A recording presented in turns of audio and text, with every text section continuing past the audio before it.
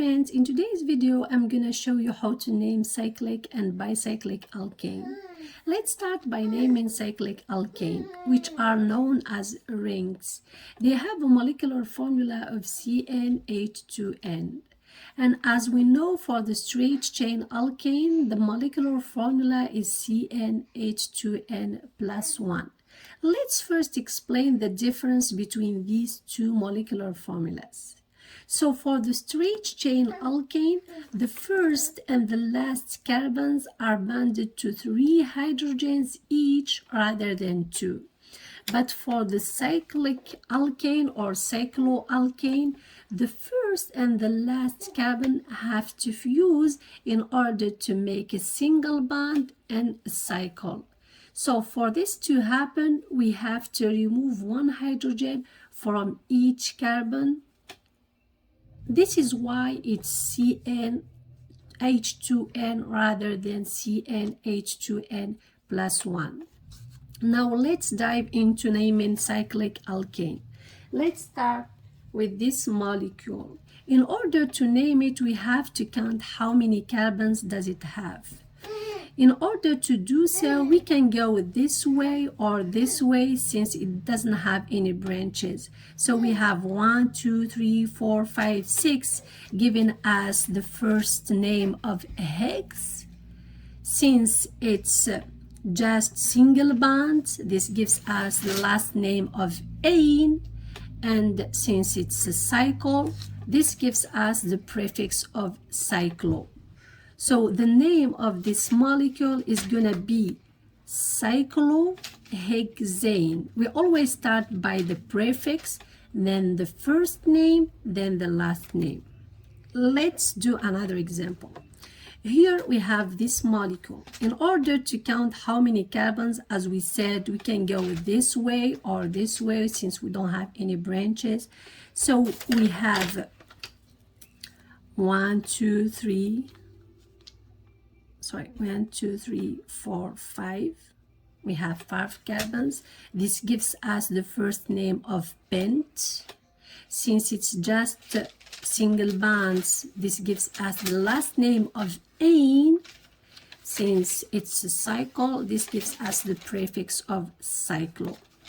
So the name of this molecule is going to be cyclopentane. Cyclopentane. Now, what if the molecule has branches? Let's do this example here. We have 1, 2, 3, 4, 5, 6. Again, we can go either ways, but in this case, since the branch is situated on carbon 1, so we have to start counting from here, going this way or this way, since this is the only branch we have. Since we have 6 carbons, is going to be hex as first name. Then we have here, since it's single bonds, it's going to be ane at the end, which I like to name it as last name. Since it's a cycle, it's going to be cyclo for the prefix. So the name of this molecule is going to be 1-methyl, 1-methyl, which is the branch, cyclo, which is the prefix, hex, which is the first name, and ane, which is the last name. But for this molecule here, since we only have one branch on carbon 1, we can ignore 1. We can just say it's a methyl cyclohexane. Let's do this example here. We have 1, 2, 3, 4, 5 or 1, 2, 3, 4, 5. Which way is the best? Since we have only one carbon which separates the 2 branches, and here we have 2 carbons, we can say that this is the best way because the branches are closer if we go this way. So 1, 2, 3, 4, 5, giving us the first name of pent, since it's 5 carbons, and then we have single bonds. This gives us the last name of ane. And since it's a cycle, this gives us the prefix of cyclo. Now let's move to the branches. We have one for the carbon. We have one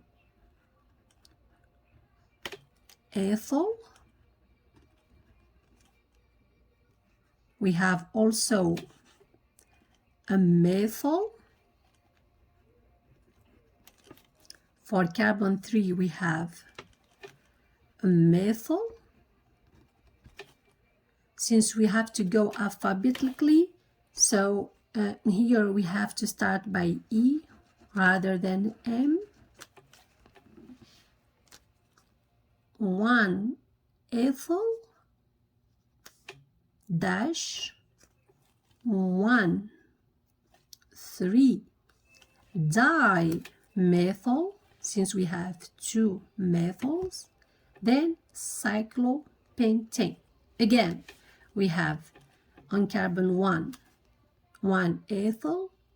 Since E comes before M, we have to ignore the di when it comes to ranking them.